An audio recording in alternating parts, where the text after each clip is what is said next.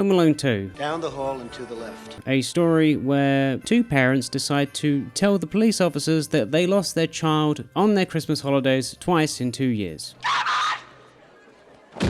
And didn't get CPS called after them because they're rich. Probably because they're rich. But if we shift the perspective away from Jigsaw's origin story, and this time focus once again on Harry Lime, then it becomes a story of going to the Big Apple after breaking out of prison to try and get your big break to leave the country, only to find out the psychopath who tried to murder you 14,000 times last year is there, and you spiral into insanity at his hands once more. But to imagine that, let me just put you in his shoes. So imagine for a minute you are Harry Lime. You are a career criminal that's a little bit down on their luck. You are fresh off the back of one of the most traumatic burglaries you have ever tried to commit. And your best mate and partner, Marv, is even more of a caricature of stupidity than ever before. We hightail it to some foreign country. Arizona? You knew Americans didn't know much about geography, but hoo-wee, that one is spicy. Anyway, you and he just came to the big city. You have this wistful dream and ambition to go somewhere warm, cheap. Cheap enough that Marv's attempt at generating wealth actually are useful rather than just being bizarre. That's very smart, Marv. But alas, you have succumbed to the pitiful reality where your partner would like you to be called the Wet Bandits, the Sticky Bandits, whatever, something weird and bandity. We're the Sticky Bandits. But this is your life now. Your partner is currently wearing a singular glove like Michael Jackson, and it's sticky like he just spent the night with... Nope, I'll let you fill that one in. But after that tussle last year, you are now officially an ex-con. Well, that's the expectation. But what you didn't expect, though, was to now be hallucinating that kid in New York. Clearly, this trauma has run deep, and you definitely should have taken more counseling. But luckily, you don't have to wait too long to be snapped back to reality by Marv doing something so enormously stupid that you can't even fathom how he even puts on his trousers in the morning, or pants if you're American, only for him then to take one on the chin. That's just pure poetry. But anyway, time passes and you're looking for your next angle. Marv is obviously completely useless, so you let him do some figure skating or whatever. But like divine providence set down from the heavens, you feast your eyes on a scheme so perfect, so serendipitous that only a mastermind criminal like yourself could think it up. This is what I had in mind. That's brilliant, Harry. Brilliant. A toy store. It's perfect. Anyway, you call Marv over and try to explain the situation, and for some reason, he's gone ultra instinct and is pickpocketing every single person every 20 seconds as they pass by. Oh my god, this guy's a pickpocketing savant, isn't he? Why is everything else he does so useless? Why is he so useless? Either way, you decide to do a little surveillance of the store. See the angles. You know, you gotta do your due diligence. This is New York City. You gotta kind of emulate the guys down in Wall Street. If money is evil, then that building is hell. Except for the people that obviously tried to audit Enron. Hey, nice house, but there's no bathroom in it. Did Marv just go into the toilet in that thing? Like, dude, this is the 1990s, not the 1980s. They can use DNA to track you now. Jesus. But you guys do get some info, but something utterly unbelievable happens. As you are leaving the store, you run into him. You are not hallucinating. It is the architect of misery. The kid with more attempted murders on just you than Dharma ate bodies. But rather than ignore it, rather than do absolutely anything, or I don't know, just live your own life and not get caught up in this mess ever again, you and Marv decide to chase this kid and try to kidnap him on a busy street. And even after that, because this is New York, no one gives a shit about a screaming kid apparently, you guys just chase Ron right after him.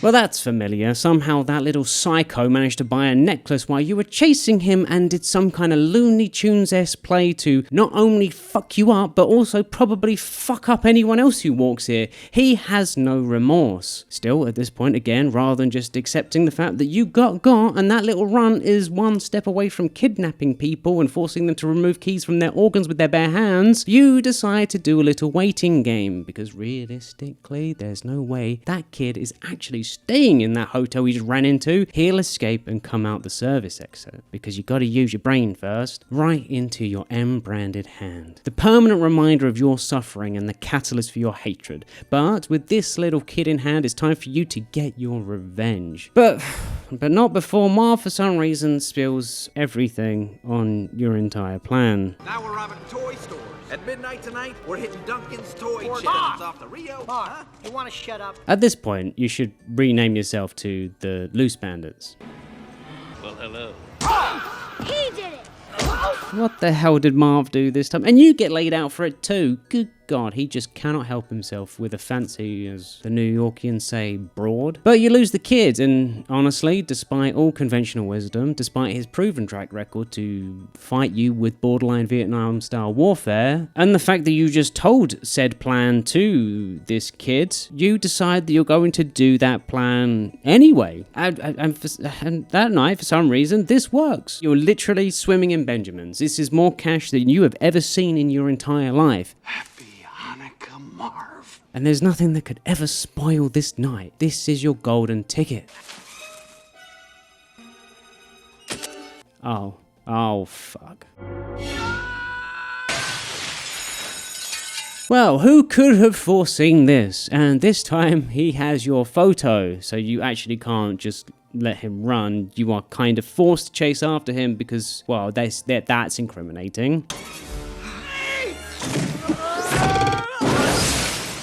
And thus it begins. And, well, you gotta kind of accept the reality that you probably can't die. And that you live in Looney Tunes land because Marv's body weight did that when he probably weighs a lot less than you do. Huh. Math ain't mathin' on that one. Hey guys, smile!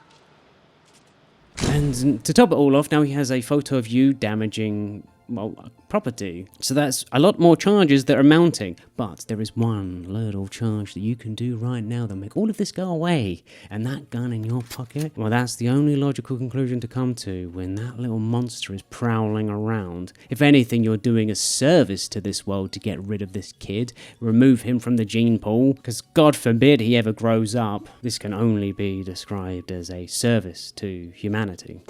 Where'd he go? I'm up here, come and get me! Okay, but like, this kid must be half monkey or something to have scaled a building in that time. What the hell is happening? Let's kill. Hold on, pea-brain. You got busted last time because we underestimated that little bundle of misery. Okay, but this time you're a little bit smarter. You're a little bit more aware. You know the tricks. You're a bit wiser. And you know he's got something planned for you, even if Marv still wants to underestimate him. Because he's already planned you trashing a car, apparently. It's very clear that this is not a normal set of circumstances, and thus you must proceed with caution. Well, and you try to reason with him. You throw down your camera and we won't hurt you. At least this way you can maybe get out of some of the... Well, you can get out of this realistically, and, well, no harm, no foul. Okay.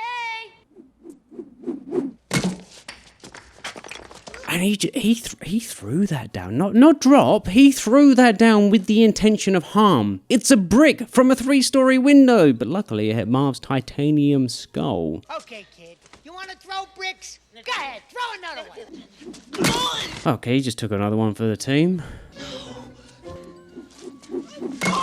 This kid is 3 for 3 on Marv's skull. This kid needs to play baseball or something with the accuracy like that. Strike! Strike! Strike! Or at least start a YouTube channel called Dude Perfect and throw basketballs from crazy places. Come on, Marv, get up. You don't have any more bricks. He's out of it. You're out! Oh. Yeah, Marv is cooked. He's scrambled. Either way, you're angry. That rational part of your brain that knows how dangerous this little kid can be has just been switched off. So, you guys don't learn. You decide to split up and look for clues. And you go around the back. Of course, you find your way in. Just need a little bit of cheeky parkour to get there. Luckily, somehow, a guy of your age can still make those moves.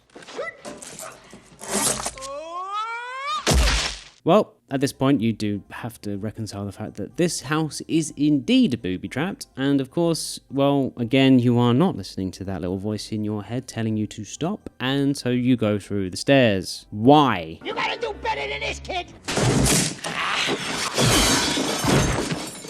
Okay, at least you learn, like, one lesson, I guess. And you taunt him. You taunt him.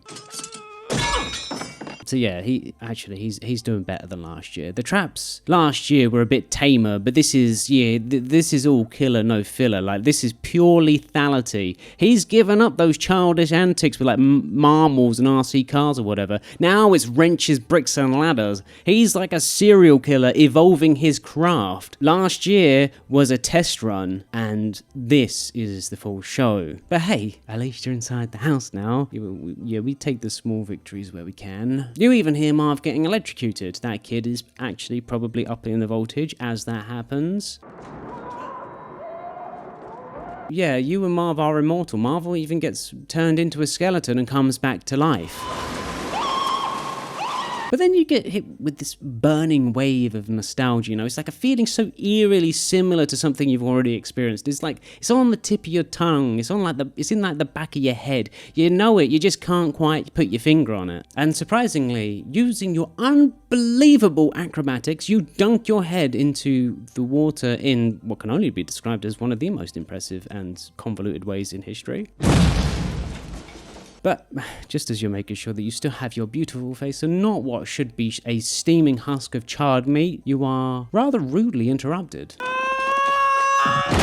Oh, seriously, how can you beat this? This kid is a force of nature. He is the embodiment of malicious calculation and social engineering. And you two are his immortal guinea pigs sent there to help him transcend. And he baits you up the stairs. No worries, you guys are smart. You just know he's gonna bait it. So you're gonna bait his bait with your bait. And once he's done his little bit, you guys are holding back your laughter at the magnificence of your genius. You guys steamroll up and you get ready to... Oops. Now, if you're a Christian man, you would think that you were in hell, and that last year you died when invading the house, and now you are just suffering eternal damnation for all the horrible things you've done, with this boy being the thing that tortures you forever and ever. At this point, you have to think that that could be the only thing that makes sense. Hey, have you had enough pain? What does he think this is? Our first playthrough of Elden Ring with 10 vigor? You guys are gluttons for punishment. I think at this point, you actually just want to see if you can die. Where'd he go? I'm up here, and I'm really scared. And again, you take the bait. When something strange is happening, you completely ignore it and just let it happen. And actually, this time, something does happen, something completely unbelievable. You get your first ever visible injury. You get a broken nose. But not to dwell on that, you chase him on the roof. Somehow, he made it down. The kid scaled a rope down a 3-story building. Oh my god, he's a monster. Whoa.